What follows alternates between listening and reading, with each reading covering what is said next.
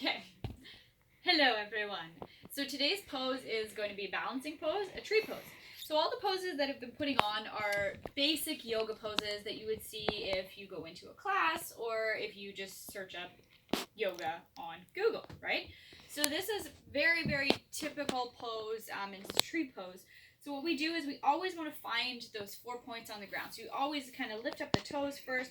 Notice how you're placing all the pressure through the feet. Spread the toes nice and wide and then connect them to the ground. So what we do is we're going to do one side, do both sides, but take about 5 to 10, even to 20 breaths on each side. So I'm going to take my foot off to the side. Common misalignments here is that the hip just sort of drops. So we still want to connect through the midline. So you still want to draw up through perineum, draw all the way up through belly. Oh, it's kind of trying to connect to that thing. Hopefully it can still hear me. Hang on. I'm not sure.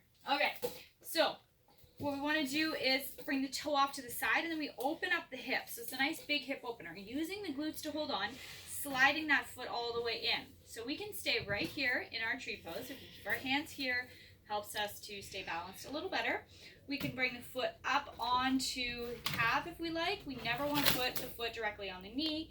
We tend to might lock the knee. So be mindful that you don't lock the knee. Other option would be to take the foot all the way up on top of the thigh, still keep the hips open, squeeze through the glutes, and then we're just sort of balancing right here. We can take it all the way up and we can even blossom our tree.